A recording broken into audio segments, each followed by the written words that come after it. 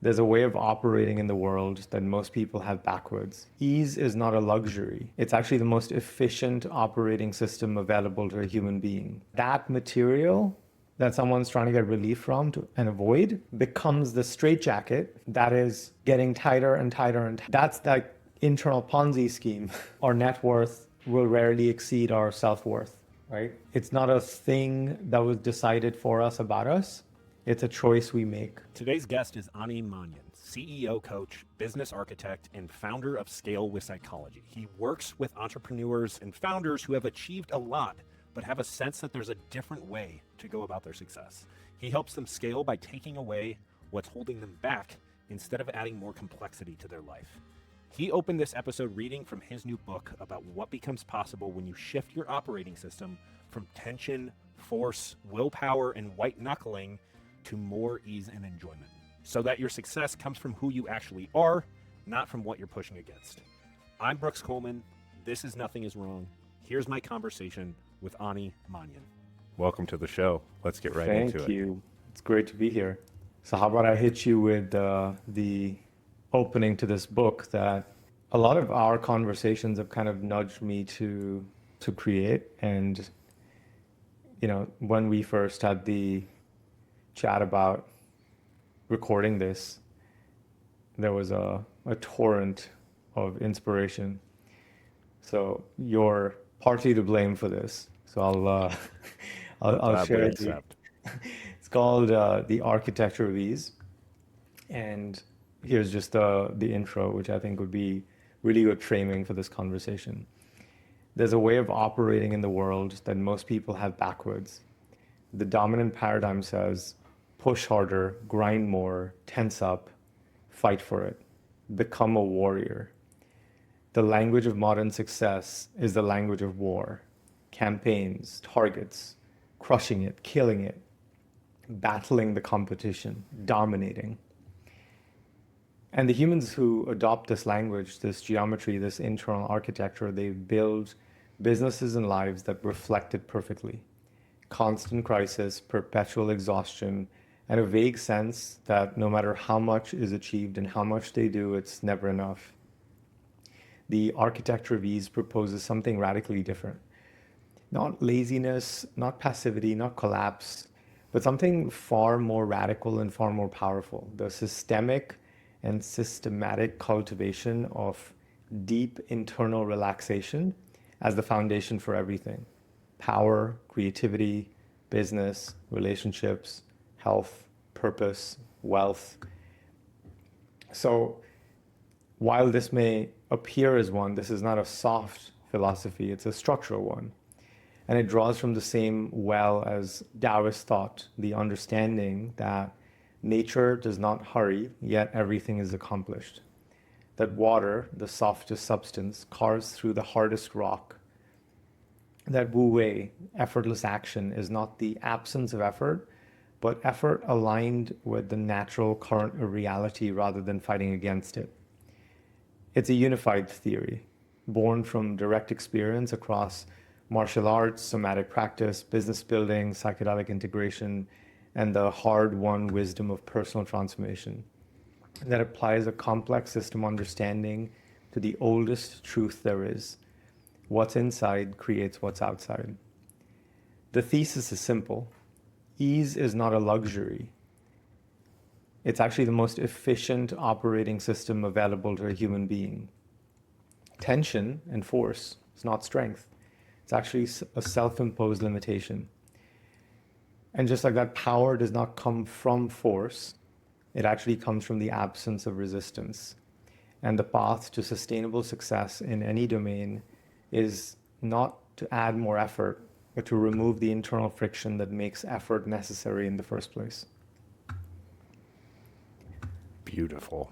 So that's just the opening on. If you like, I'll read the last paragraph when we wrap. That's perfect. Yeah. Yeah, I love this.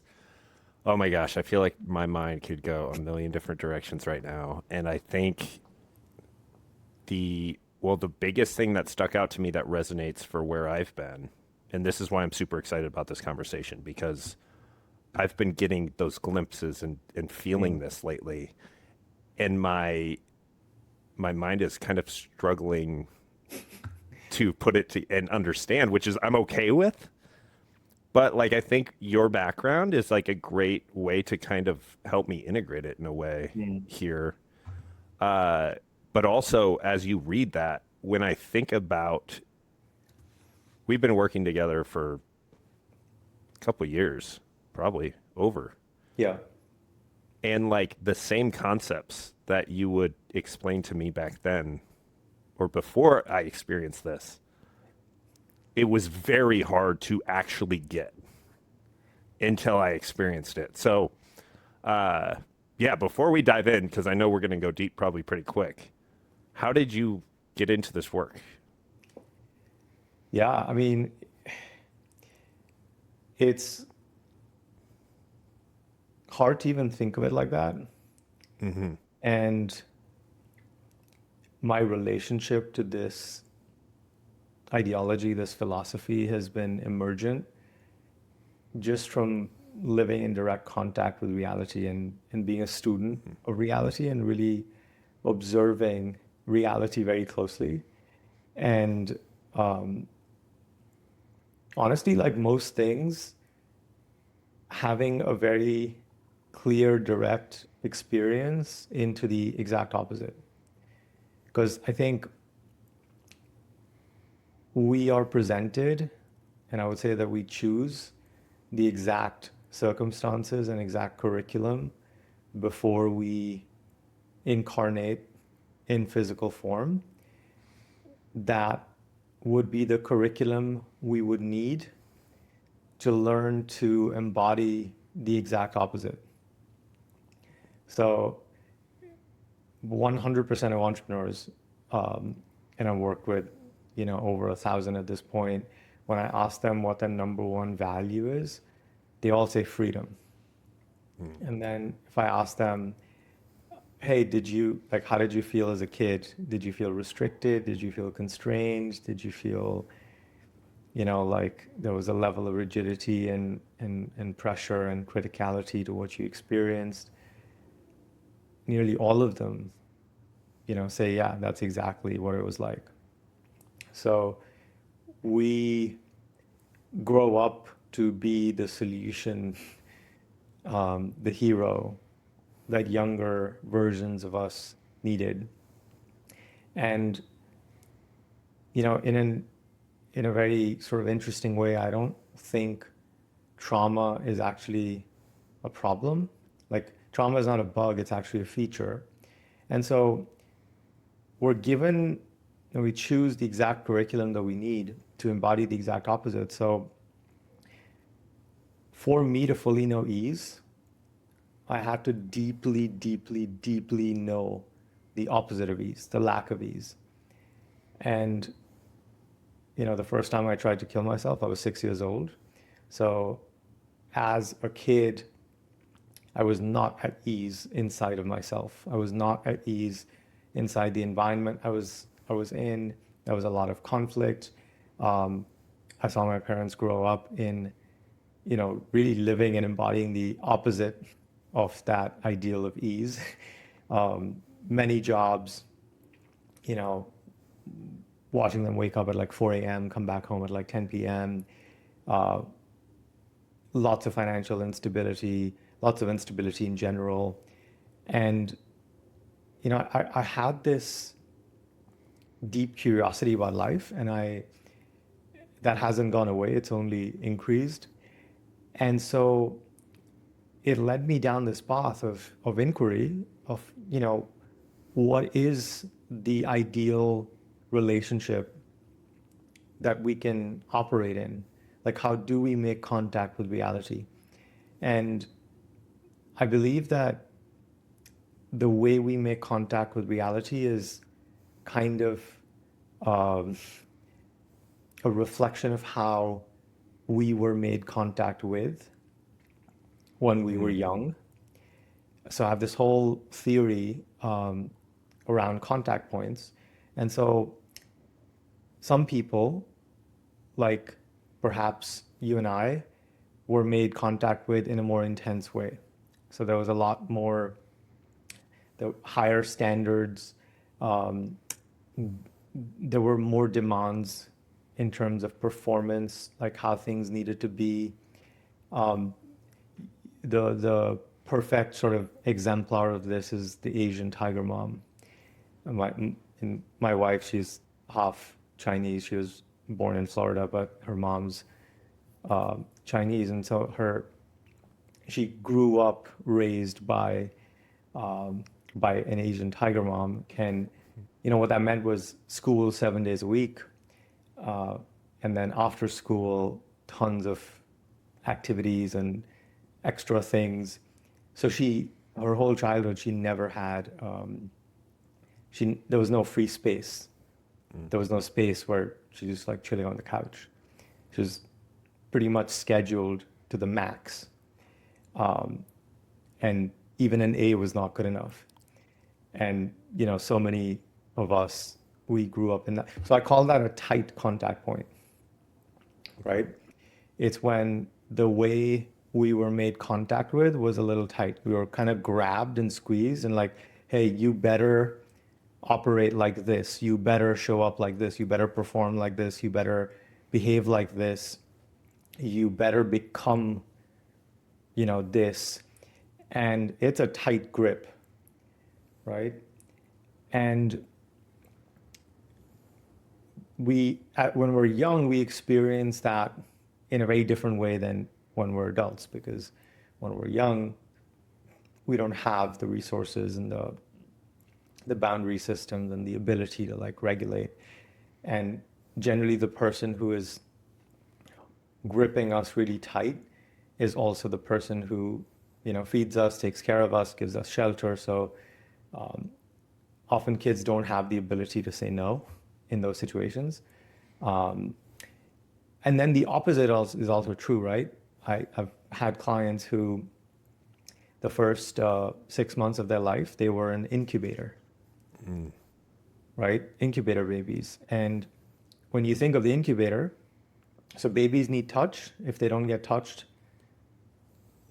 let's just say that, it's very bad for them. Um, and they've done a ton of research on this. And an incubator is the exemplar of the absence of contact, right? And you can think of this on a physical level, but also so there's three systems, right? There's the psychological system, there's the nervous system, and then there's the attachment system.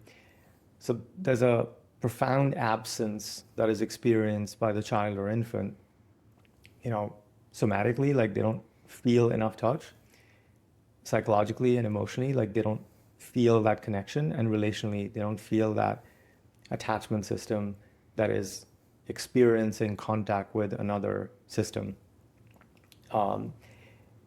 And something that they can co-regulate with. So the absence of contact is the other extreme, and you don't have to be, in an incubator to have that. Like I know so many people who experienced a level of neglect and a level of absence, in how they were raised when they were young. And what I realized, not just, working with entrepreneurs, but also a decade of, clinical work in terms of psychedelic therapy, the way we were held, the way we were made contact with, the way we were gripped is the exact way we grip ourselves. Right? So if I was gripped really tight and there were all of these expectations, there was all this pressure for performance put on me to be a certain way, to operate a certain way, to perform in a certain way. And if I didn't, there would be punishment. There would be, a set of consequences. Love, attention, approval, care, nurture was withdrawn. So relationship was used punitively. Then that is how I will learn to relate to myself. So the template for how we relate to ourselves as adults is established in childhood based on how, our caregivers are relating to us. Because the number one purpose of a parent is obviously to keep the baby, the infant, the child safe, but it's also to model how they should grow up to relate to themselves. And the way they do that is by how the parent relates to the child.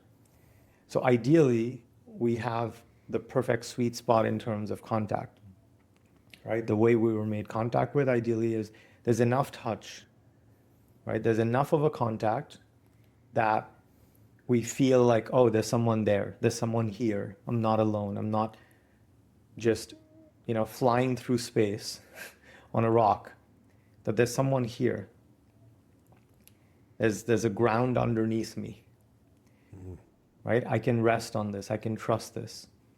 And it's not so tight or so loose that then the system starts to compensate and, overcorrect in a different direction. Because, and I'm just going to bring it full circle now, for us to be at ease, we need that sweet spot in terms of how we make contact with ourselves. And for me to understand all this, everything that I'm sharing with you, and and all the stuff that's going into this book, I had to really understand and know the lack of ease.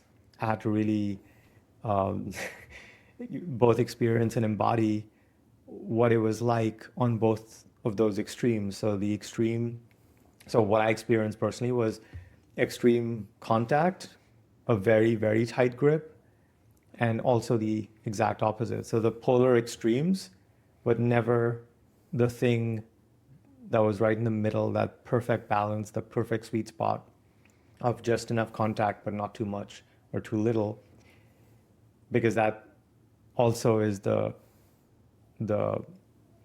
somatic and psychological template for what freedom looks like and choice and sovereignty looks like. And it's taken me a lifetime to really understand the architecture of the sweet spot, which I call the architecture of ease, because I think that's really what everyone is searching for. It's what everyone's looking for. And everything is an attempt to get to this place. Like, that's why people want to make, millions of dollars, billions of dollars, so that they can finally feel at ease. That's why people are looking for their soulmate and, working through relational issues in their marriage. That's why, most people do what they do. Most people, they just don't realize they're not solution aware in terms of the thing that they're actually looking for. And I think life becomes a lot more fun, a lot more interesting, a lot richer when we actually understand the real game that, we can play, that actually leads us to, because if someone's playing the wrong game because no one actually sat them down and explained what the game is and how to play the game, then even if they perform at their absolute peak, even if they exceed every metric, every benchmark, they're actually never going to win. It'll always feel empty. But, I've been there, done that. You have too. And so I have basically spent my life understanding this stuff so that I can articulate this stuff to people so that they can choose which game they want to play, right? Because if we can choose the game we're playing instead of playing the game that we think we're supposed to play, that we just started playing so long ago before we could actually understand what the fuck we were doing or consent to it, right? Like taxes, like this idea of money, which it's an agreement field, we can dig into that we're just kind of born into and we take on, and this is just how it is, right? Or time, like most people live inside the straitjacket of time, and they literally wear, a watch on their wrist, and then this construct controls everything that they do, right? So for us to actually have full ease, we have to have the deepest level of sovereignty. And for us to have the deepest level of sovereignty, we have to be able to choose what game we're playing, and we have to be able to choose how we want to play that game. And that's kind of become, one of the core sort of driving principles behind my life. And, I really want to help as many people as I can understand what all of this looks like for them so that they can actually choose. Because when we have a world where, the majority of people, let's say, are operating in this way, where that they're at a deep level of ease within themselves, and they're living choicefully, they're embodying and holding a certain level of sovereignty, then I think at a societal level, at a collective level, that is the most harmonic organization, compared to almost any other system. Because all other systems have reached their failure points. We can think of it from an economic perspective, like capitalism and communism, and none of these socialism, none of these things actually work, because when you extend that all the way, then it's pretty clear that the cracks start to appear, and a lot of these systems go out of whack, and they end up in the extremes because power is concentrated in a very small part of the system, and that's just not a stable configuration. So we have to distribute power throughout the system, and when we do, the system is more stable, it's more integrated, it has more harmony, and the whole thing is a fractal. So that at a societal level is a mirror for what happens inside of us, because we are also a cosmology of nodes and actors in the system.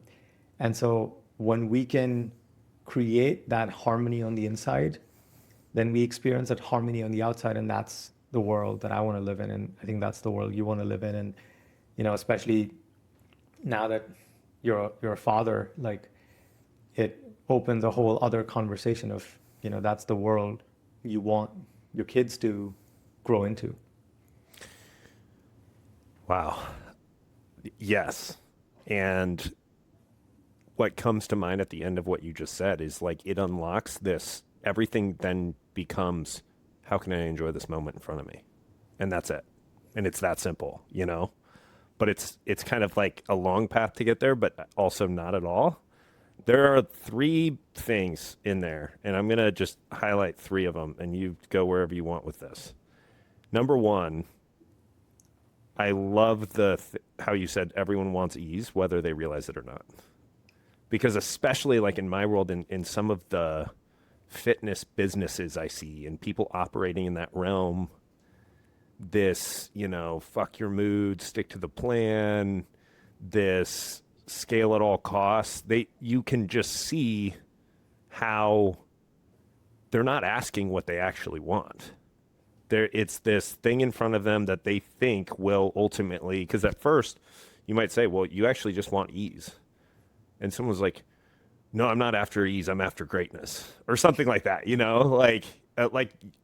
probably saw on X, Mark Andreessen was talking about how great men don't introspect, and people are roasting him for it. And he's like, the greatest men in history didn't sit around thinking about their feelings. But when someone says that, it's like, okay, well, what do you think greatness is going to get you? Because number one, if you want people to talk about you 100 years after you die, you're not going to be there to hear about it. But when you really start going down that path, it very quickly comes back to, well, I think that's going to make me happy or give me ease or whatever. So I love that. And that's one of those things that once you kind of see it, it's like, huh, okay. It's so relieving, because it's like when you talk about attachment to outcomes being in your way of ease, all of a sudden it's like, Oh, you mean I don't have to do this frickin' list of things over the next 50 years and hope one day I feel that feeling? So I love that. I, Can I speak to yeah, that? go ahead. Go Because ahead. I'm going to lose my real time stream Yeah, of for sure. consciousness on this. Yeah, The other question is, what even is greatness? Like, how is that being defined? right, Right. right. So the the way to unpack this is that, to me, this is the difference between have to and want to, Mm, right? So the whole game is recursive in a way because everything comes back to being able to enjoy the present moment. hmm Like everything, all motivation, all drive for all people in all the places just comes down to being a proxy for, I just want to be able to enjoy being in the present moment, often with the people I love, mm. right? Because the other thing is like, being alone in that present moment. I mean, there's a certain amount of virtue in being able to cultivate the ability to, be at ease with ourselves. And there's a difference between being alone and being with oneself. Mm. But I think what, most people are looking for is they just want to be able to relax in the present moment, be at ease, be able to enjoy it with the people that they love.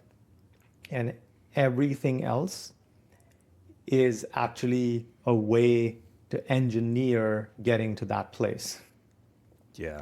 and staying in that place, right? That's why people are accumulating resources, right? And sacrificing all their life force to do so, right? Because they're trying to create this future outcome of being able to enjoy the present moment fully. And on the surface, this conversation could be someone who's like that can, and I've worked with so many people in that mold, right? hmm Where they're kind of allergic to ease and they see ease as dangerous. Like one of them, he was running a multi seven-figure business in the health space and became a really close personal friend. He would call it his mistrust of sensuality, right? And he had a really hard time just relaxing and, being in that softer space with himself or with his wife because his body was in a state of like, well, not at ease, but in that state of activation of arousal. There's good arousal and then there's, maladaptive arousal when we're full on in fight or flight. And hmm most people are operating in, and we can get into the nervous system states. Most people are operating in mild states of fight or flight all the time, especially, if you're running a business or you have a demanding job or career of some sort. And there is a fundamental mistrust of ease. There is a fundamental mistrust of slowing down. There's a fundamental rejection of this idea that anything less than, extreme drive, extreme motivation, and like burning all the boats, even if they don't think in such polar extremes, there is still this internal contract. And I know I'm opening a lot of loops. The whole contract thing is a whole other rabbit hole that's really interesting as well. And it's this idea that, if I fully embrace this or even fully enter or experience this conversation, I was just actually in Florida with a friend, he and his co-founder are building what is turning out to be a rocket ship. they went from, 3 to 5 million in like the space of a year, and they're probably going to double in the next 12 months. And same thing, like he literally told me he's afraid he is going to lose the edge if he becomes too self-aware, if he becomes too self-reflective, and if he goes too deep into these ideas and these things. And there's a genuine fear there. And sort of wrap this in a bow. Yes, there is an impact, and yes, there is a loss, and yes, there is a shift, right? But what it allows a window into, what it offers us an opportunity for, is to let go of the have to and all the performative pressure we feel where we don't really have choice, where we're kind of operating inside of this program, following this contract, where we don't really have an off switch, where we can't really switch to a different gear, and we have to keep pushing, running, grinding, and moving forward towards this goal almost in a compulsive way, right? We have an opportunity to let go of this and step into a different space where it is not a compulsion, it's actually a choice. Where we're not driven by fear, we're actually driven by desire. Where we're not bracing and tensing that if we don't do this, then bad thing 1, 2, 3 will happen. It's that we're fully at ease, we're fully relaxed, and the arousal is coming from desire, and it's a positive tension, right? Because desire creates tension, tension creates movement, movement creates progress, and progress creates fulfillment. Like, we do need to move forward towards something because we're fulfilled when we are moving towards something, right? I think for us to be genuinely fulfilled, like I tried it, being blissed out in an awakened state on top of a mountain, like it's cute for a little while, but it gets old real quick.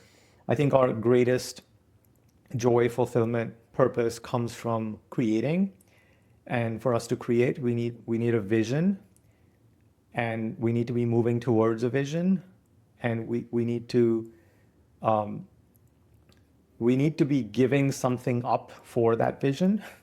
I don't think we need to give up the things that are really important, like our health and our relationships and all those things. But we do need to sacrifice something, right, to be able to move towards that vision, because that's where fulfillment comes from. But the difference here between the two places is that here, all, like, where we're trying to go, the values that we're choosing to hold, what we're choosing to give up, all of that is coming from choice. All of that is coming from desire. All of that is coming from expansion versus contraction. It's power versus force. It's a different fuel source. And because it's a different fuel source, the journey towards that vision, to realizing that vision, looks and feels very different than when we're doing it because we feel like we have to do it. And the ironic thing is, pretty much all the people, I don't think this is hyperbolic, but all the people who are in the former paradigm of have to, like Mark Andreessen, that example you shared, who are rationalizing it in that way, they're doing it because on some level they don't have choice. Right? He can't actually not do it. Mm-hmm. And I bet his core value is actually freedom. And the reason why he's doing it is to one day eventually be free of the compulsion and not be a slave to this program but you can't dismantle the program by, operating the program harder than everyone else. Yeah, Right? dude. Like Yeah. it actually does not make sense. The only way, and the reason why most people don't do it is because it elicits a huge fear response, Mm-hmm. right? And we have to stop or at least pause. We have to get into the present. And before we can enjoy the present, we have to actually experience and digest all the unexperienced material, unprocessed material that's sitting there. Mm-hmm. And this is also why people, have a hard time with meditation, because they sit down and meditate for the first time and they realize that their mind is a war zone. And we have to digest all of this undigested stuff, right? That was basically accruing while we were either absent, going back to how we were made contact with and how we learned to make contact with ourselves. That's how we end up with lots of things in our blind spot, right? And the things in our blind spot end up controlling us and driving us, even though we think we're making decisions. Or when the grip is too tight, the person's, not in the present. So they're either operating from the past or they're in a fantasy of a future. Either way, there's material accruing. So we have to actually digest that material, because when we digest that material, the vectors of force that are pulling us into the future or into the past start to dissipate, right? Because only then can we structurally, in a sustainable way, be in the present moment and, of course, enjoy it.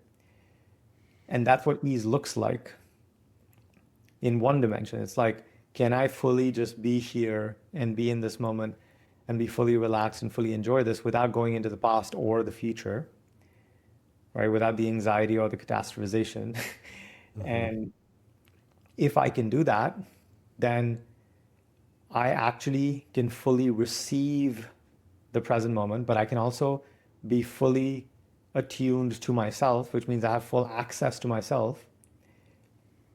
And when I have full access to myself, I have full access to all of my internal resources, which means only then am I actually at full power, because I have access to all of me, right? I can bring all of me. I can bring all of these different parts. And my relationship with desire is pure. It's not this covert contract that if I do this thing, then I'll get this thing. It's a pure act of creation. I'm doing it because, like, how awesome would it be? And I go from playing to not lose to not even playing to win, but playing to play. Mm. So my relationship with the present moment, my relationship with desire, my relationship with creation, and that is true with money, it's true with business, it's true with relationships, it's true with health, it's true with every domain of life. My relationship becomes one of play.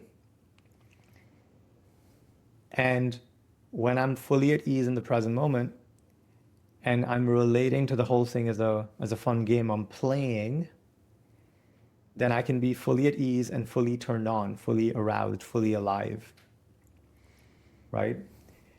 And that's when, paradoxically, I hope Mark Andreessen listens to this. Yeah, for I, sure. He's a subscriber.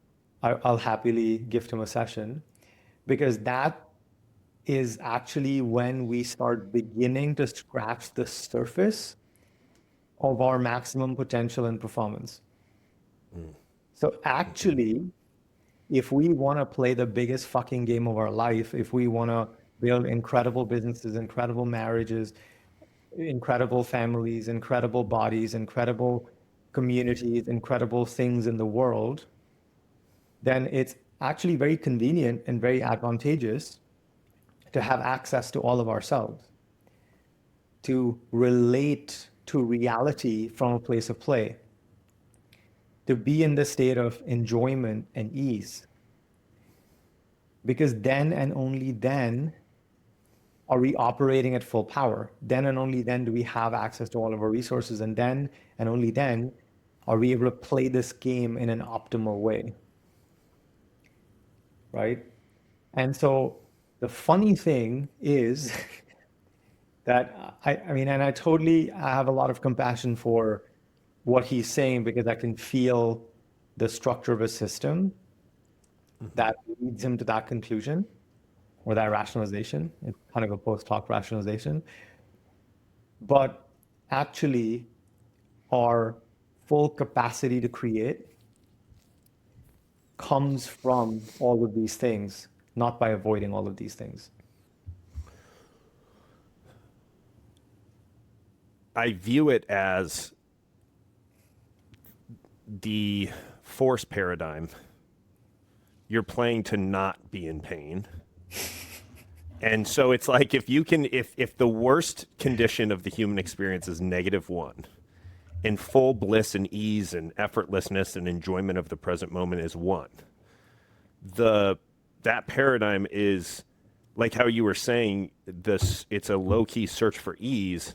But I think the trick that gets played, or the scam, is that you achieve something. And so, but you think, oh, I'm enjoying this accomplishment. But really what's going on is you're getting a temporary lack of the negative pressure that you've been putting on yourself. And so you're associating it with like, oh, I did the thing, I put the work in, I did it, and all you're experiencing is 0. You're not even it, but it feels amazing because you're getting this break from negative, 0.5 that you've been operating from, and it feels great. So you just keep chasing that. But like we talked about earlier, all of a sudden when you see through the game, it's like, wait, I can achieve above 0. Like it's so much better, and that's like that shift. But it's So really that's what- hard. But it's really hard when someone, I mean, you're being generous with like the -0.5. Like Right. if someone's operating at -5, they're carrying a huge amount of baggage Right. and unprocessed material that they would have to contend with. Then they'll settle for just a brief relief from feeling that, from holding that. And that's why they grab the goal and the fantasy of the future so tightly, because the more I focus on that, the less I have to focus on the -0.5 or -5, whatever, where someone's at. So I'm getting a break from that the negative thinking, that pain. So the pain that I'm choosing is still less than the pain that I'm getting away from. Yeah. But the thing about, like, the crazy thing is that there's no actually getting away from it because it's happening all the time within us, right? The only thing that's changing is that I'm shifting my attention from one experience to another, right? And this is really important to unpack because it's not going away, right? I'm just shifting the laser beam of my attention to something else temporarily. And that's why, by the way, a lot of those people, at the end of the day, they can't really turn off. They can't be present with their family, with their little baby. They have a hard time going to sleep, right? Yeah. Because when it's time to actually turn off and let go of control, because sleep requires the relinquishing of control, all that stuff, the -0.5 to -5 to -50 comes rushing back, right? Because there's no actual getting rid of it. And so what's happening is that material that someone's trying to get relief from and avoid becomes the straitjacket that is getting tighter and tighter and tighter. So the hedonic adaptation requires a more intense goal or fantasy to chase, to distract enough from that. Yeah. But that also is the primary function that takes someone out of ease. right? The straitjacket starts getting tighter and tighter. And when we're in a straitjacket, if I'm being constricted, I'm not going to be at ease, right? Right. So that's that internal Ponzi scheme. Yeah. Yeah. Yeah. Okay. So I a huge piece here is like,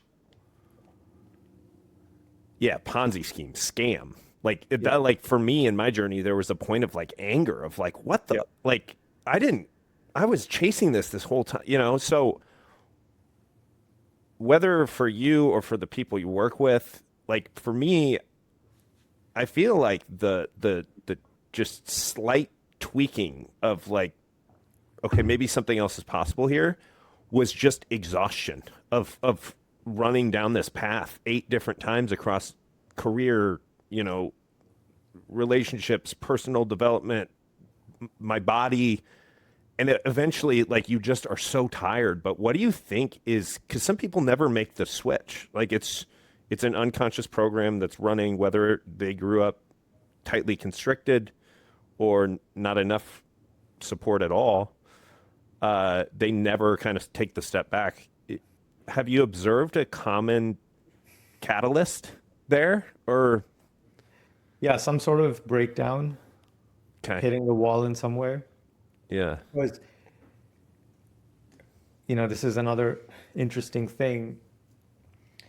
So if we unpack this as we're unpacking this architecture, like you can see the choicelessness and the powerlessness, right?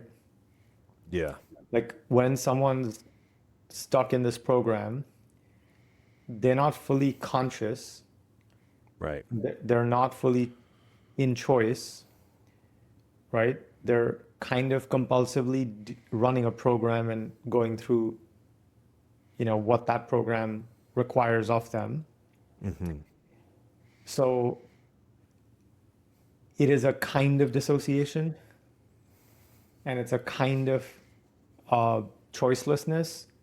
And so for us to pop out of such things, of course, someone can take the easier way out, which is they could listen to this episode and this could really get their attention and they could commit to, getting on the path towards ease and, you know, experiencing the life that they want in the present, you know, and then on. But generally, the more unconscious the loop is, the more pain is required to get our attention. Because that's how deep the slumber is. It's like someone popped, you know, 2 Xanaxes, 4 Ambiens, and whatever, a couple of Valiums, and he is passed out, right? Like it's gonna take a oh lot right, more a taser, intensity, right? A taser, yeah, exactly. They're gonna need to be tased awake yeah, because the slumber is so deep. It's that sweet, sweet narcotic sleep, right? There, yeah, and so the deeper the slumber, the greater the intensity of pain that is required to wake someone up. And at any point, we can choose an easier way out, right?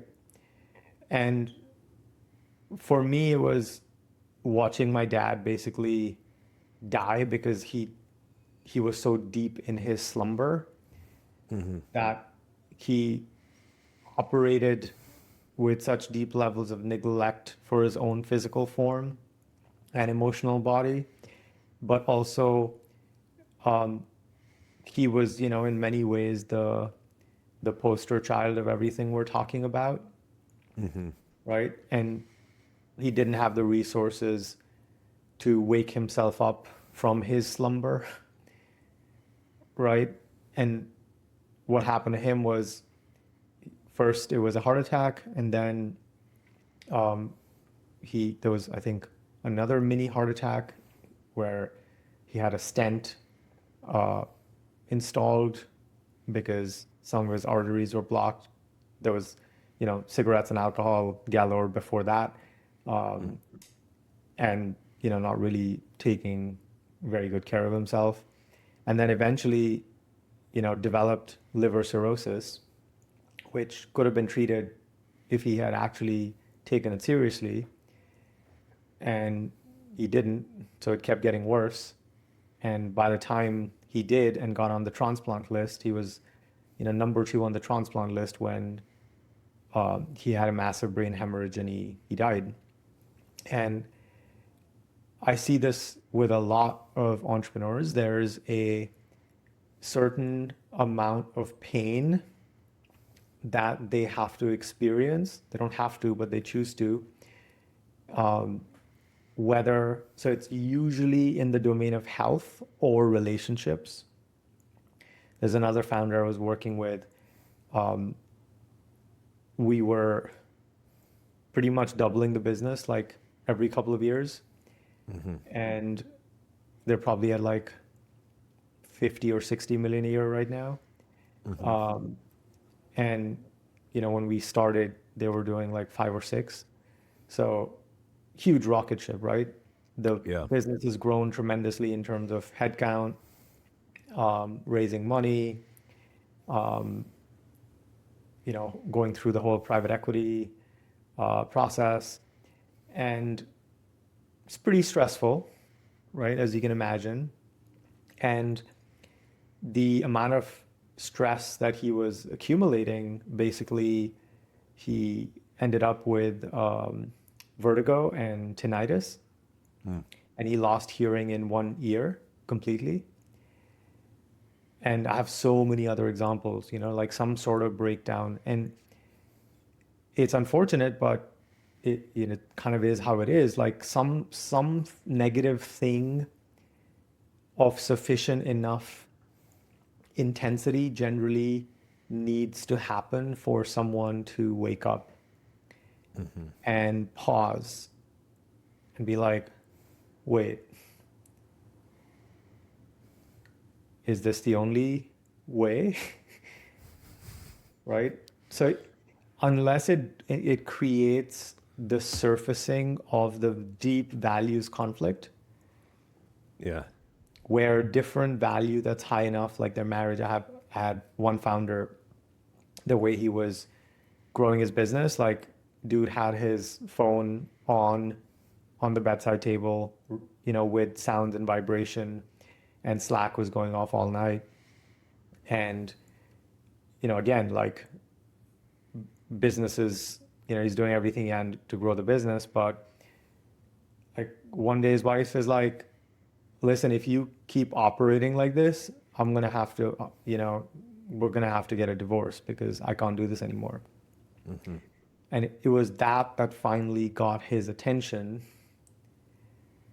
right? Because sometimes even I can't, like I can say all these things to someone, but if they're not ready to, if it's not their time, if they haven't internally created a level of receptivity, it's not going to matter, right?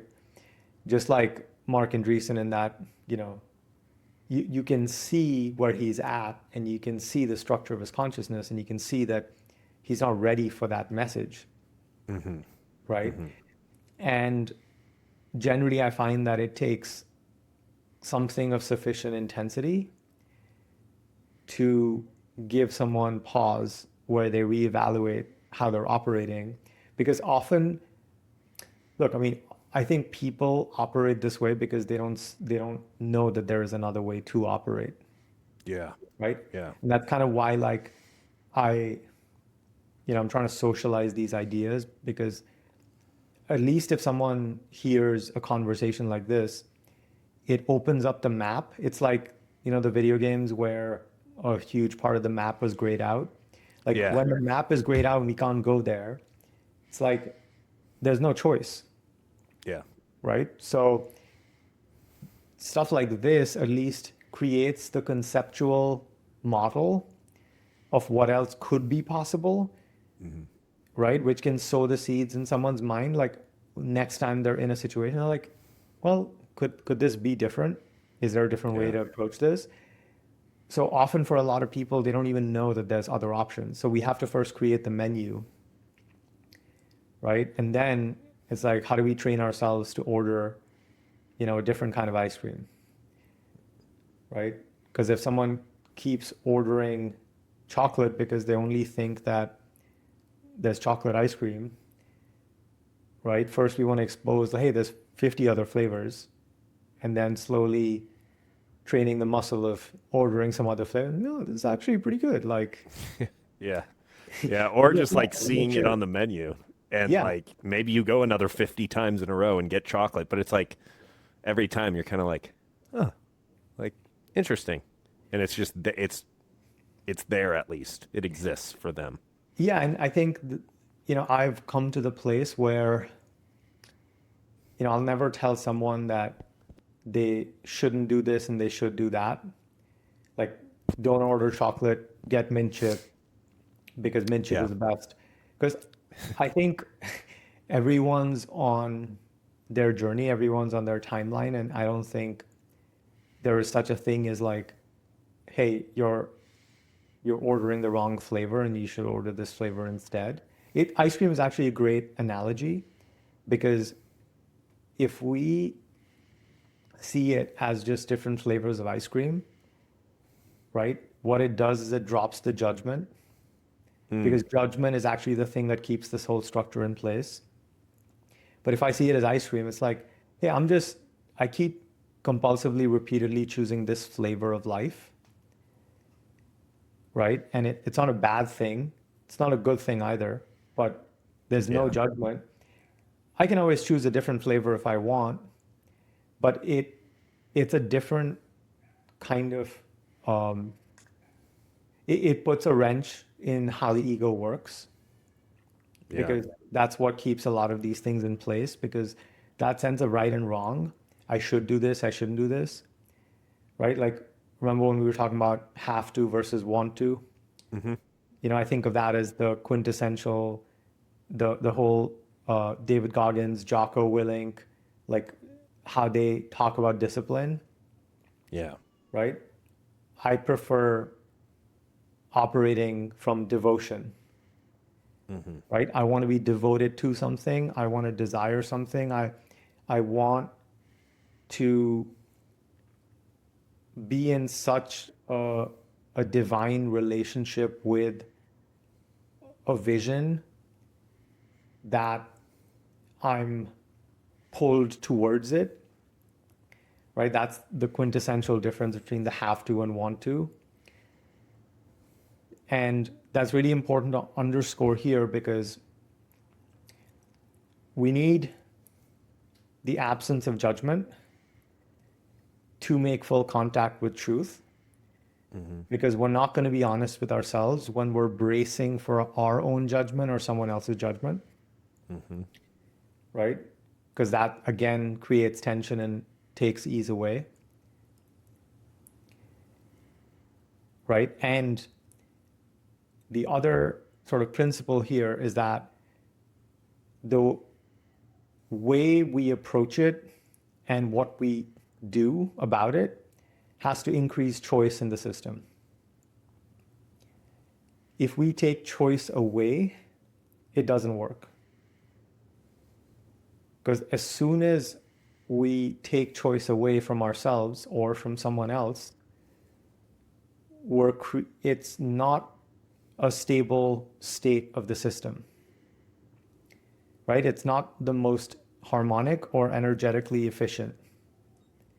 So I'll give you an example. Like you and Mal have a really beautiful marriage where you're both whole, sovereign individuals and you're coming together to create a marriage, to create a beautiful baby Izzy, and to create a beautiful family, right? And that's a very stable system because each subsystem in that configuration is also stable, right? There is a beautiful interdependence. Hmm. Like both of you would be you were fine before each other and you'll be fine after each other if that eventuality arises for whatever reason, Mm-hmm. right? You don't need each other, but you make contact in a way that's additive, that's multiplicative, right? That's exponential in it's 1 plus 1 equals 11 kind of thing, right? That's a stable configuration. Mm-hmm. Now imagine someone who's in a relationship where one person in the relationship is the one in control Yeah. and the other person is being controlled, as in they don't have choice. For that relational system to be stable, and in stability is a moving target, right? There needs to be the expenditure of a lot of energy Mm. because choicelessness and powerlessness is not a metastable state. So I need to constantly be expending energy to artificially stabilize that system. So for example, you take surfing a big wave, like from the outside, it looks like super smooth and super chill and effortless, especially when someone's, a pro surfer. But actually, they're making 1,000 micro adjustments every second, right? It's actually taking an enormous amount of energy to create the illusion of stability because the underlying conditions are inherently unstable. They're in flux, right? Mm-hmm. So it's not possible to sustain that for very long. At some point, the wave's gonna collapse or they're gonna, be tired and they're gonna have to like come back to ground. Yeah. So not being fully empowered and sovereign and in choice is not a stable place for us to be. So since in this conversation, what we're exploring is the architecture of ease, we need to always be moving in the direction of increasing choice, Yeah. right? Because if we don't do that, if we try to discipline our way out of these places, if we try to bully ourselves, if we try to control ourselves, if we try to judge ourselves, if we try to criticize ourselves, if we don't make contact in a gentle way with unconditional positive regard, right, then we're not going to be moving towards more choice. And if we're not moving towards more choice, we're not going to actually truly move towards more ease. We're not going to create more ease by taking choice away.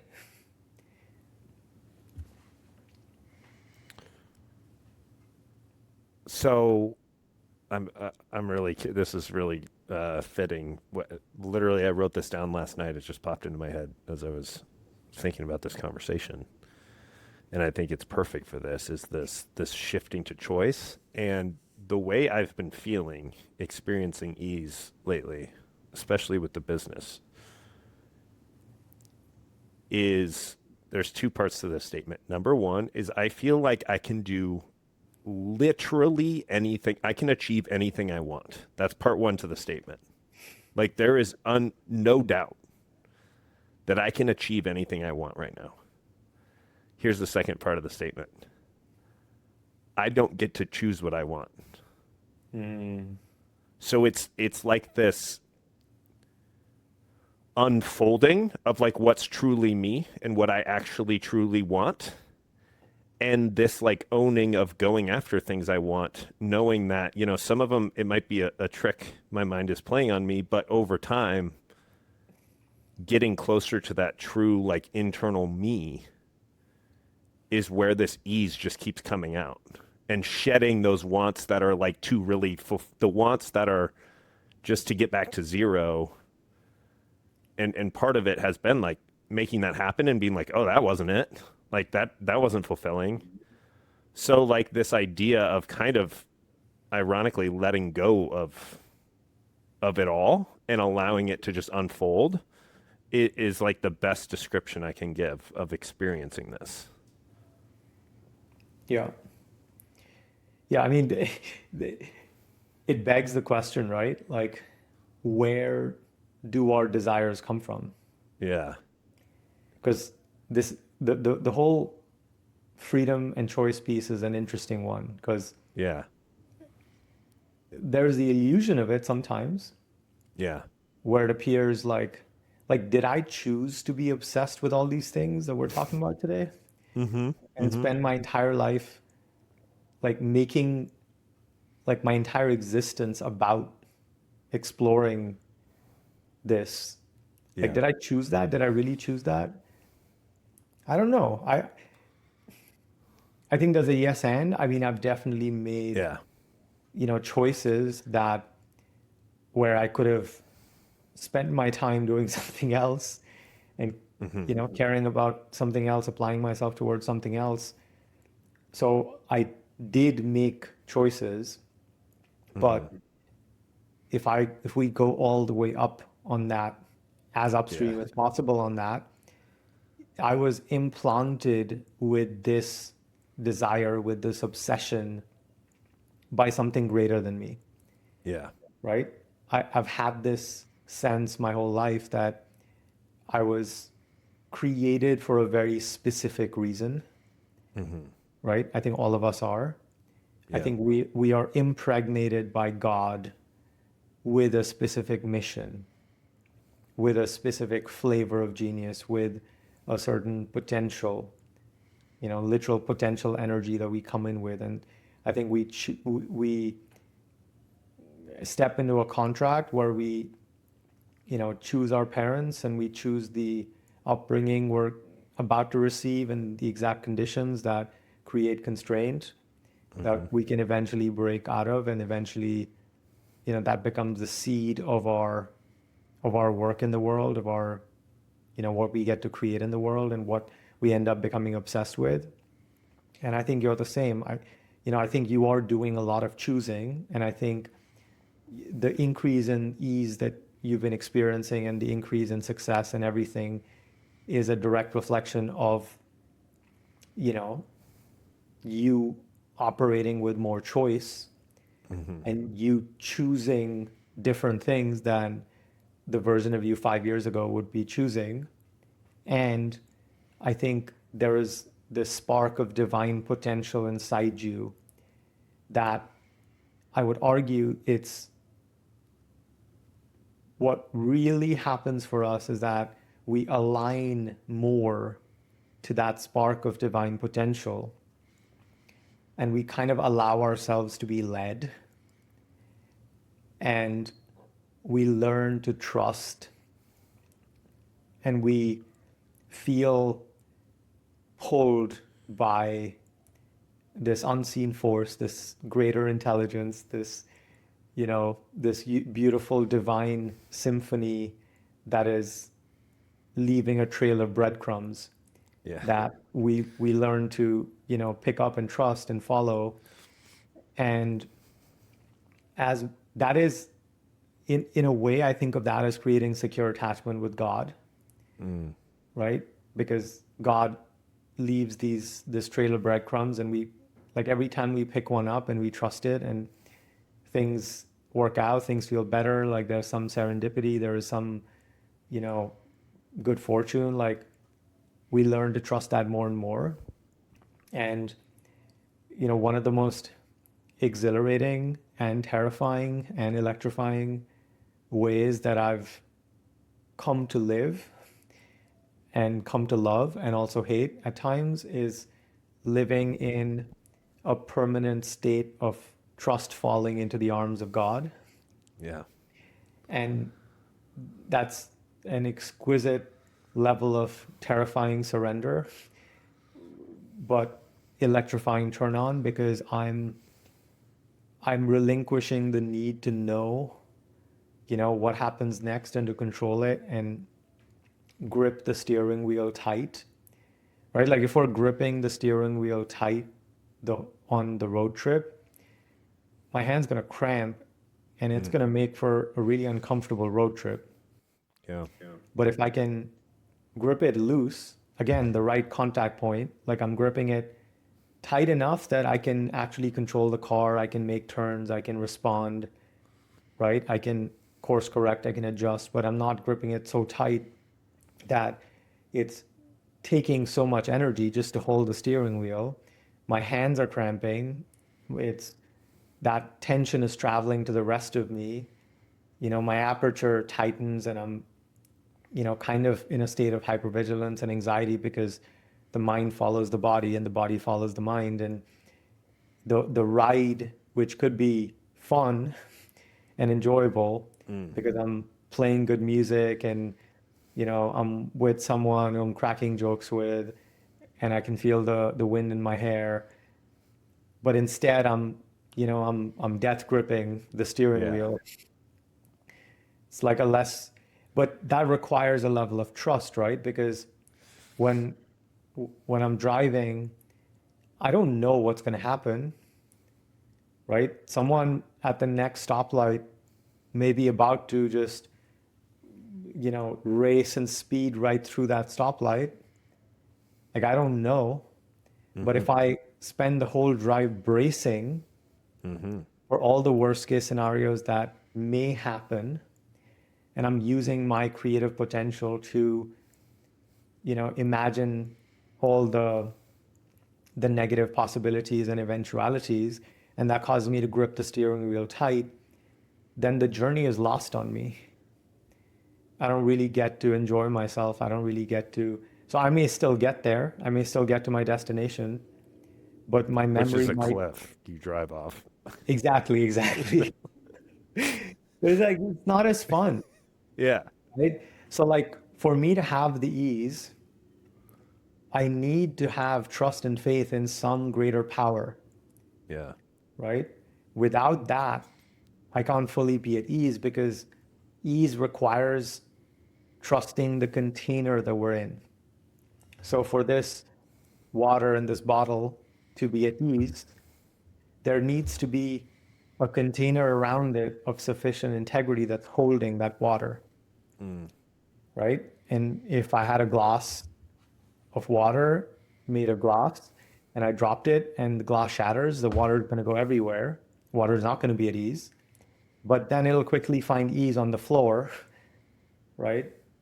So the same way as human beings, our container is God, Mm-hmm. right? And we can think of this in a literal way, but we can also think of this in a conceptual way.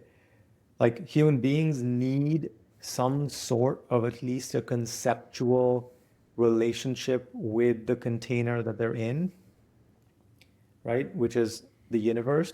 So you can think of it as God, universe, divine intelligence, spirit, whatever.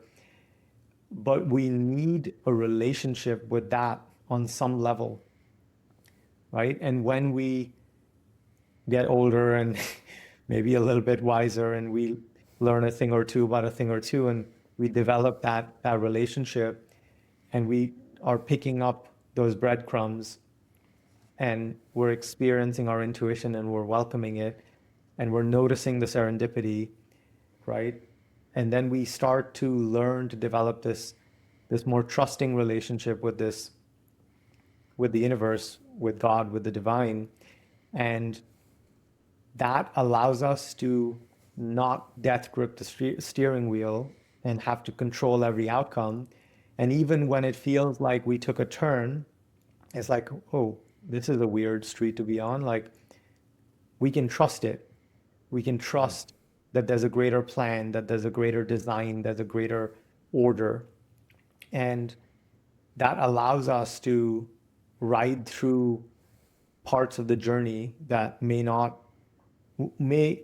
cause the ego to have a reaction, right? Which when we zoom out, we're like, oh yeah, that would be a very stupid, counterproductive thing to do. Because like when you zoom out, you can see like, oh yeah, you're just going through this weird street, but as soon as you cross it, you're in this beautiful stretch where you're driving by the ocean and it's just palm trees and crystal clear blue water and it's so gorgeous. Just keep going, just keep going. But like when we're in the car, we're zoomed into the situation and we're not in this state of dynamic trust, then ego is screaming at us like, no, make a U-turn, go faster, go Yes. slow, like stop, like whatever, like just, and those things kind of take us out of the game. So I think the other ingredient for ease is to feel like we're divinely guided, to feel like we're held, to feel like whatever this thing is that we're in wants us here and it's conspiring in our favor, right? And that is a frame that anyone can choose Hmm. in any situation, no matter how dark or how challenging it is. If we can find the consciousness, if we can wake ourselves up enough to adopt that frame, right? And we can feel how wanted we are, we can feel how safe we are, we can feel how how much, there is a divine design for us, Hmm. then we can hold the steering wheel just right and we can enjoy the journey so much more. The road trip analogy is beautiful. I mean, it's perfect. Like the gripping, the obsession with the next stop, the let's get there, let's get there, let's get there, the and then sitting back and enjoying yourself, and and then I was picturing the meme of like you're digging for gold and you turn around right before you got to the diamonds or the gold or whatever. And so, yeah, I love it. And I think like as as I share that wanting or that choice piece, it's maybe it's like a shifting of where that's coming from in a way because and I think this will be a great next piece to address here is that fear and the if I stop forcing, I won't get results. Or, earlier you mentioned this that it's not the opposite of tightness. It's not just, oh, go do nothing all day, every day, and like completely stop. Because I think a lot of people that are in this pattern, myself included, I thought of that as, you have to do everything differently, but it's more so the relationship to the doing and where you are internally while you're doing. So it doesn't even externally have to really change your actions. It's just changing the state of mind they're coming from, and then all of a sudden maybe the actions are going to end up different than they were before, but it's for the best. And that's where the trust comes in. Because like I'm curious your thoughts if addressing that question, what if I lose my drive and I don't achieve anymore? I will say from my experience lately, it's like it probably isn't going to happen. And I would assume 99.9 times out of 100, results actually get way better. But the ironic part is you have to be okay with the 0.1% chance that literally it all goes to shit Yeah. in order, because if you go in not being okay with that, you're still in the forcing, in the fear, and the, oh, okay, I'm just going to play or I'm going to stop forcing, but really I'm doing this because I want to make my next X amount of dollars or I want to get this result. So it's like this paradox, Yeah. which goes back into the trust. But yeah, I'm curious your You, thoughts you, there. we have to first be okay with everything falling apart, Hmm. right? Because it's like the architecture of the house was built on a foundation that isn't designed to support the ultimate vision we have for the house. And that foundation got us to a certain level, right? Your foundation got you to a certain level. And compared to when you were death gripping, Hmm. you've, 4 or 5x the business and you're in, I would say that you've truly embraced the things we're talking about more than most people, right? And you've embodied a level of ease that's impossible to fake, that's Hmm. impossible to like, it can only come from uh, being a true student of life Hmm. and confronting some very challenging layers to get to. Like you can't buy this, Right. right? Like Right. I've worked with billionaires who for whom everything we're talking about is very alien, right? No amount of money in the world can buy someone this. There's no shortcut to it. There's no cheat code to it. There's no a backdoor to it, right? Like all the other things. So, and that's why I think this is a worthy ideal because this is a Yeah. it's a pure game, right? Yeah. And yeah, and like now you can see like, oh wow, I I'm on a success level, like I'm exponentially more successful being deeply at ease than like I ever was when I was death gripping the steering wheel. But for that phase change, we have to accept that we're gonna, hit the lamppost or crash into a tree, or the car is gonna stop and we're gonna be stuck on the side of the road. Like we have to be okay with all the worst case scenarios that the mind comes up with, because the foundation, is misaligned with the ultimate vision and the ultimate potential that we see for the house, right? The mega mansion requires a different foundation. Yeah. And that different foundation, so for us to switch out the foundation, we have to be okay. And it may not require coming to a full stop, Right. but we have to be okay with it, right? And the reason why it's like this, it's because the deepest level of ease requires the deepest levels of what I think of as fundamental well-being, right? Where I'm so grounded in my well-being, my okayness, and that okayness is independent of the number, it says on the bank account app when I open it. It's different from how the business is doing. It's different from, all the other things. It's different from the headlines about the economy, about like what else is happening in the world. It is completely independent of all the things outside of me. And it's a function of my okayness with myself and within myself. And for me to find my fundamental okayness, my fundamental well-being, where nothing on the outside can change my internal state, my ground of being is rock solid, Yeah. right? It doesn't fluctuate. My opinion of myself and my sense of myself doesn't fluctuate with what happened today, Yeah. right?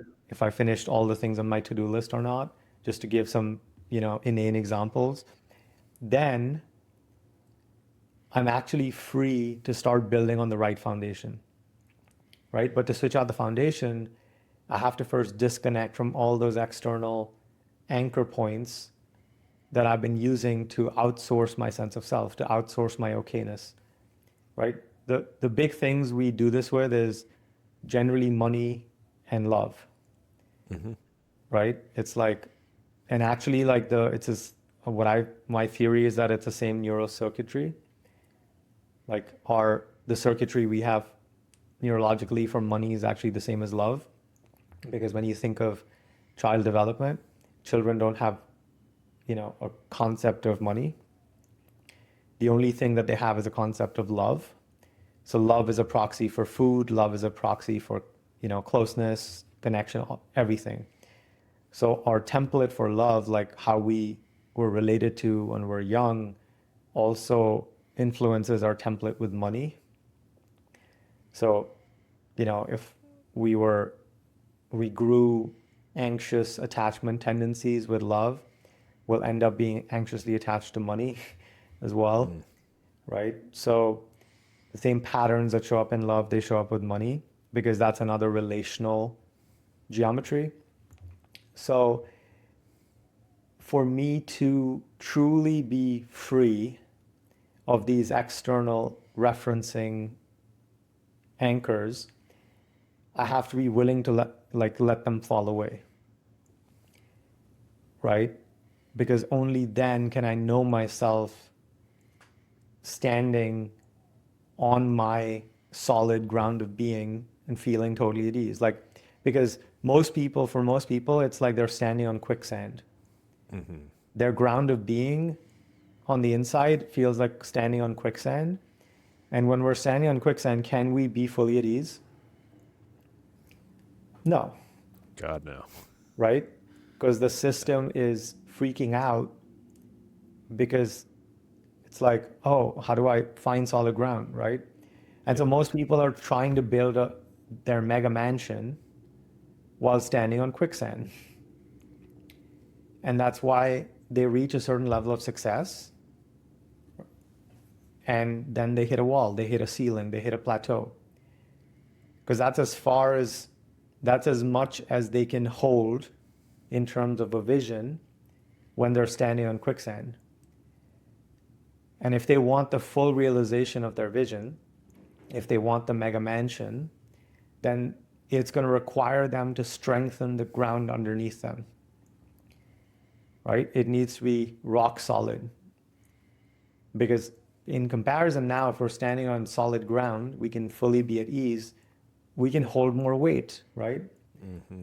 I can front squat 200 pounds on solid ground, but I probably can't even front squat like 20 pounds if I'm on quicksand. So for me to build the highest realization of my vision, of my potential, of what I'm capable of in this life, I need to be on solid ground, and that is going to require me to contend with the loss of all the attachments that I had held on to, because we can't have both. We can't hold on to those things and find this new level of ease and grounding. So when we let go of that, we have this reckoning, this initiation, and I know you know a thing or two about that. And when we can trust ourselves through that initiation, when we can lead ourselves through that initiation, when we can regulate ourselves through that initiation, we earn that fundamental okayness, that solid ground of being underneath us. And that floor underneath us, that block of hard rock, immovable rock, as rock solid as it gets, allows us to create, all the things that we want to a level that was previously impossible, but now it also feels so much easier. It feels more effortless. It feels like it's just happening spontaneously. But the new level of creation, the new level of success, of wealth, of joy, of intimacy, of love, didn't come from effort. It came from a different currency, right? And that's a kind of a complex combination of, the emotional work, the energetic stuff, the identity stuff, the nervous system stuff, the attachment stuff, but all like you going through that, you leading yourself through the initiation, when most people would just get freaked out and go back to what they know. You continuing to, trudge forward, even when it got bleak and dark, is what becomes the gate to this other level.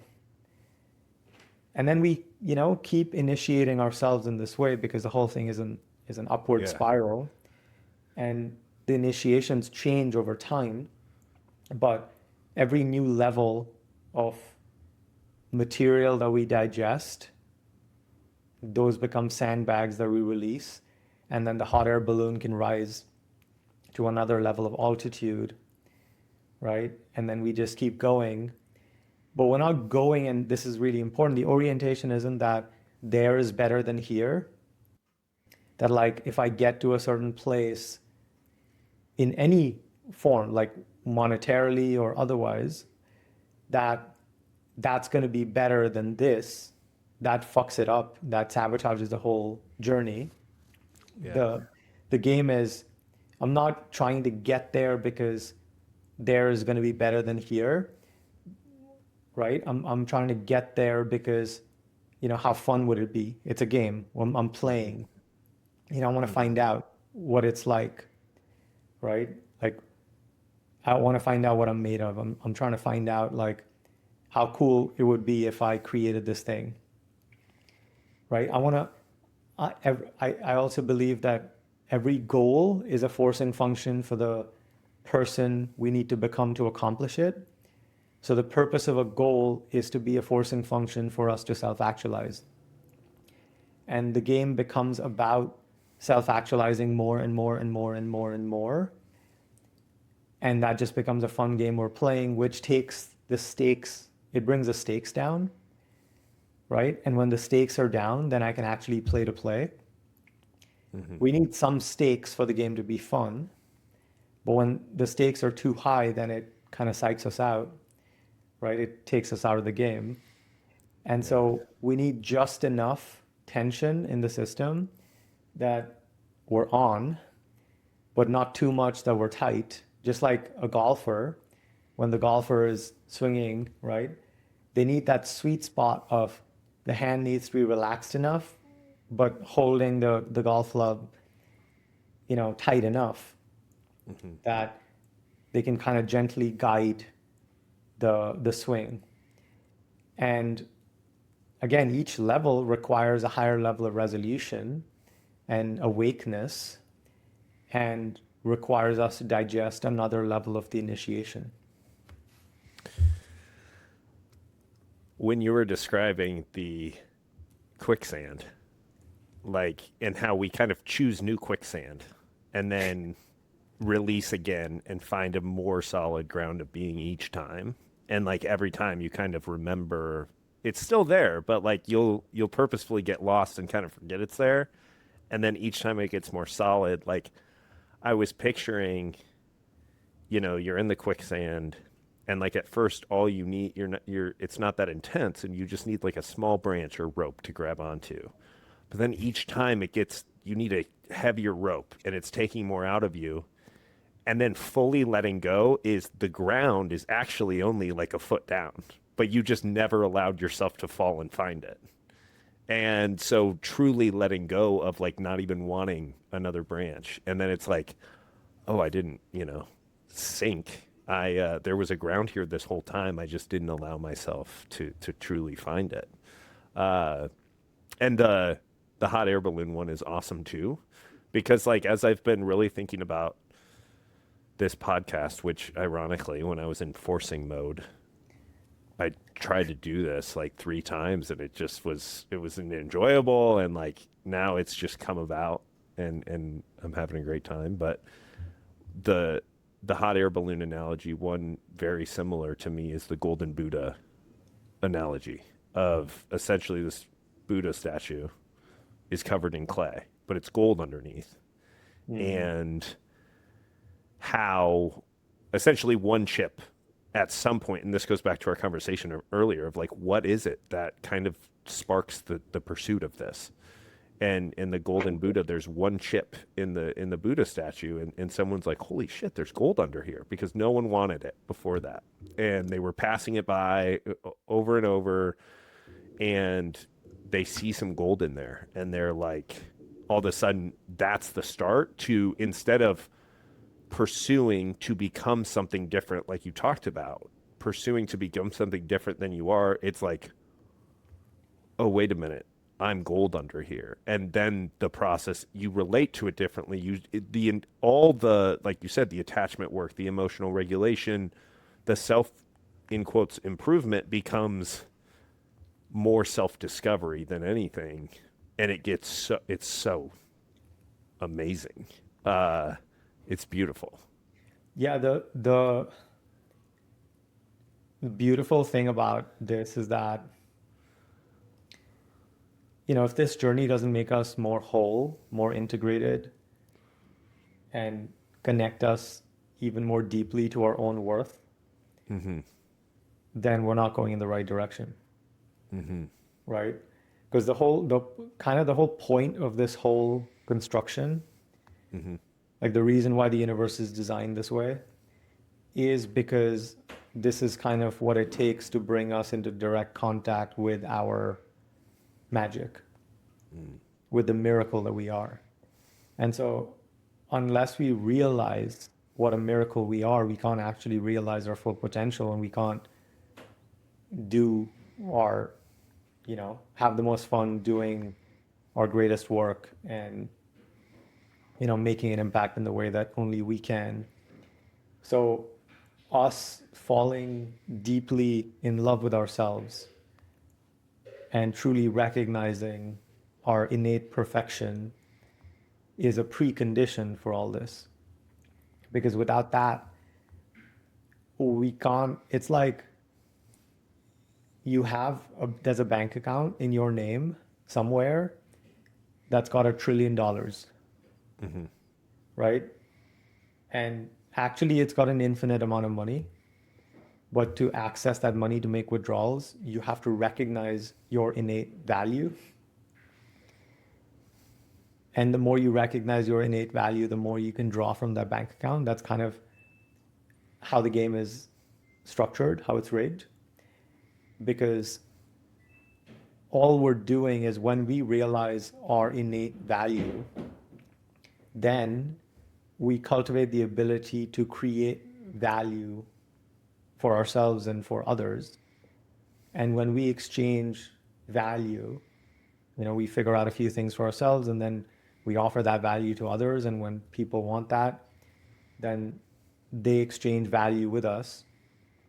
And that's how we make money, right?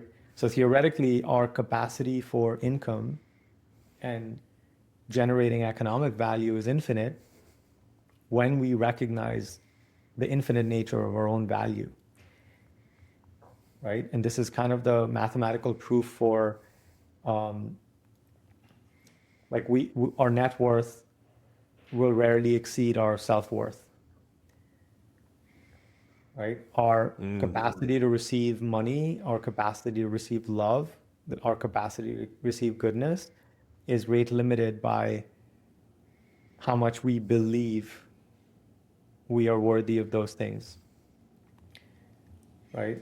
And the thing about worth is it's not a thing that was decided for us about us. It's a choice we make. So at any point in any moment, anyone can become more worthy by just deciding that they're more worthy. It's kind of like the placebo effect. How worthy someone decides to perceive themselves as determines how worthy they feel and how worthy they are. And we have the ability to change that at any point. And there's no catch, right? We can receive infinite worth in any moment, and that becomes the gateway to pretty much every other currency that we want. And, it kind of feels like God has a really great sense of humor, because this whole game, right, is designed to bring us back to this place. And if there's a cheat code, there's a glitch in the matrix, it's that. And I think we all have the ability to create this, what I call a $1 trillion relationship with ourselves, right? Like, where it's absolutely priceless. And now, Elon's about to be the first trillionaire. So you can be a trillionaire in many ways, right? You can be on paper, you can be worth $1 trillion. But what's the point of that if you don't feel it on the inside, right? Because, Elon's brilliant. I have a lot of respect for him, but he doesn't seem like a deeply happy, joyous person, Right. right? And I don't know a lot of people who would trade places with him if it meant also taking on his internal experience, which I'm sure is very tortured to some extent, right? And it begs the question, like, do we need to sacrifice happiness for success, right? It's like, can you create crazy success without sacrificing yourself and all the things you hold dear? And I think the answer is, to a certain extent, yeah. Because, you know, we have to be a little unhinged to have ambition that big, right? Maybe to that extent. But I think we can be insanely successful by anyone's standards,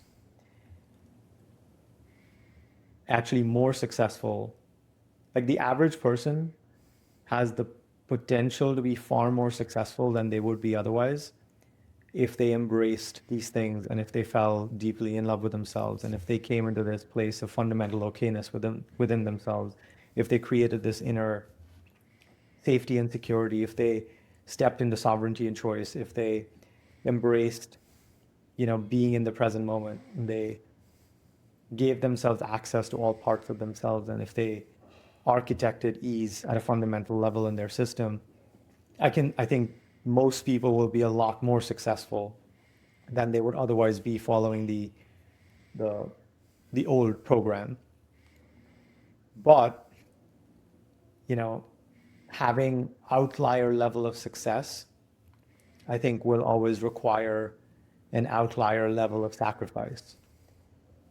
And then the question is like, is the desire to do that, is that really, being created choicefully, or is that, inherited on some level, or is that a program that he's running, right? Or people in that category are running, and they're basically compulsively following the program and not really choosing, right? You look at Steve Jobs, yes, amazing accomplishments, but clearly very estranged and very not a very happy person and with happy relationships, with his wife and kids. Like, how do you define success? I think that's the question, and that's a question we have to answer for ourselves, because the most dangerous thing we can do is take on the world's definition for success or take on someone else's definition and not define it for ourselves, because I think it's highly subjective. And if we operate in a mimetic way, then there's more chances to fail because we're playing someone else's game. Yeah. And winning at someone else's game still means losing. But if we define it for ourselves, then we can at least, and you're an example of this, right? Like, to you, I think success is the amount of presence you can experience with your baby, right? With your wife, like with your family, and with your team and with your clients. And like, your definition of success is unique to you and the path you've been on. And by that definition, you're extremely successful, and you're going to keep creating more success, right? Because it's an infinite game. And it's very easy to think the fish is retarded if we judge the fish by its ability to climb a tree. I think that's how the quote went, right? Yeah, for sure. Word for word. Yeah, I love that. It's like once again, a paradox, right? Like, it's the sacrifice piece is interesting to me because in a way, it's like, yeah, you have to sacrifice a lot. But then in hindsight, it's like, well, the only thing I sacrificed was this fear-driven, smaller version of myself that didn't know what it actually wanted, and I would never go back anyways. So on paper, it's like, yeah, there's some sacrifice, but at the same time, it's like, yeah, you might give up some like success on paper to external eyes, but no matter what, you're gonna like discover more of what success means to you, and that there's no catch. I think this will be great to kind of round this out and go into your outro, which I'm dying to hear. That you said there's no catch.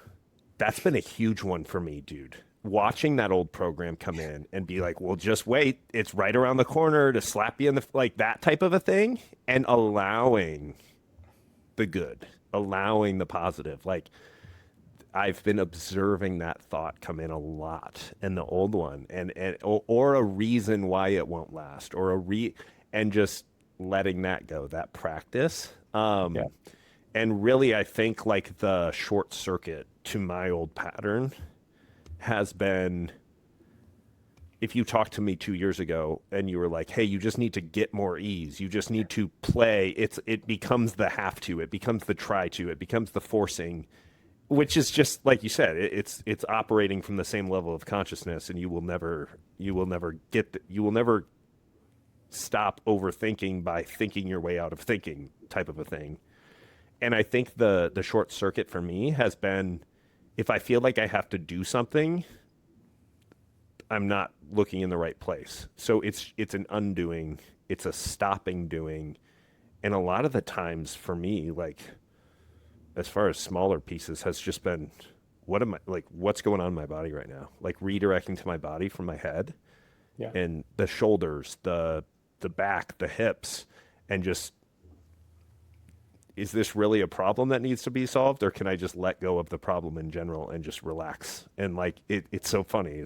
That's so simple. But like, if you told me that 5 years ago, I'd be like, what the fuck are you talking about? It's like, just relax. So like the idea that ease is our natural given state and there's nothing to do or become to be there. It's letting go of what's blocking it.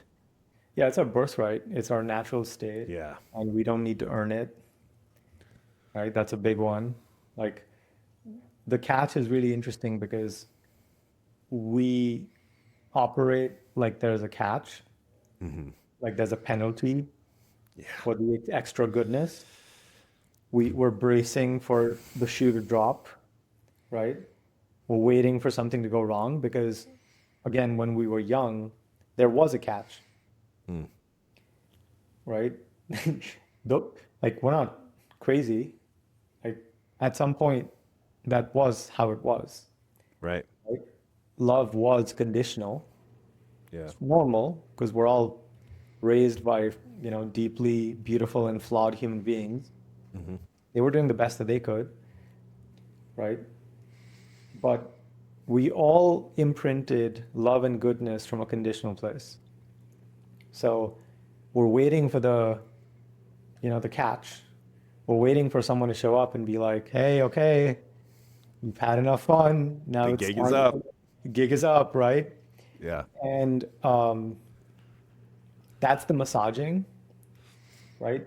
So I'm a big proponent of the direct path, which is just choosing to be in that place. And then there's also a progressive path, and there's a progressive, because the nervous system requires a progressive massage, progressively relaxing, right? Progressively reassuring and just reattuning to ourselves. And hey, it's okay. Like, it's okay. It's safe to relax. It's safe to be here. Because we have a much greater tolerance for pain than we do for pleasure. And the place to work on, if there's anything to work on, is our capacity for goodness. Because we all have rate limiters there, right? Because that's the gateway to more of all the things we want.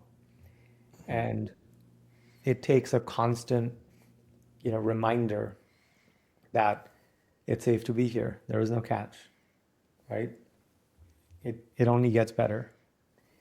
And it's okay if it doesn't. It's okay if there's another loop of, integration that needs to be completed, right? It's trusting that even when the path doesn't follow our expectations, that nothing's going wrong. It's not bad, right? I can just choose to not judge the journey, and I can welcome all the different flavors. Right? Black sesame ice cream is just as beautiful as chocolate, and just as beautiful as mint chip, and vanilla bean, right? And it's okay.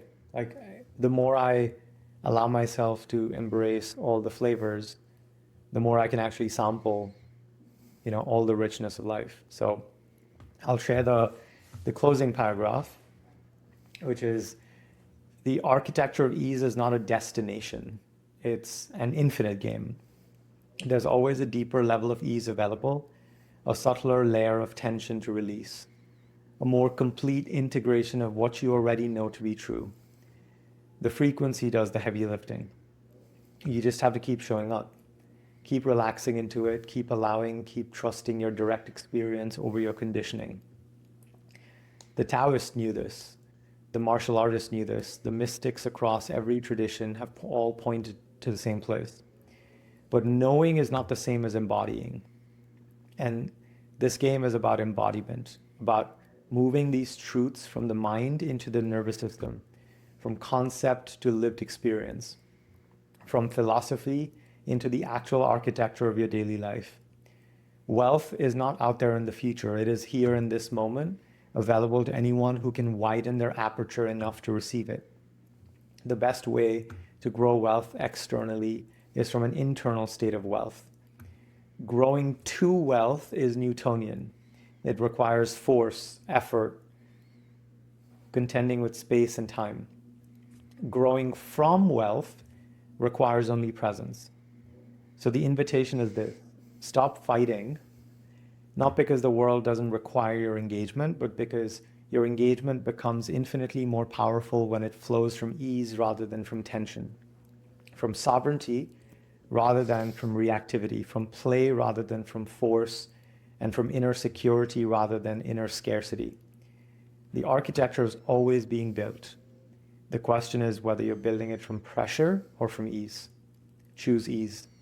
Everything else follows. I am not adding anything to that because that couldn't have been a more perfect first episode here. Thank you for tuning into that epic conversation with Ani. If you enjoyed this, please share it with someone who needs to hear it. That is how this show will grow. You can find Ani on Instagram. I will link it below.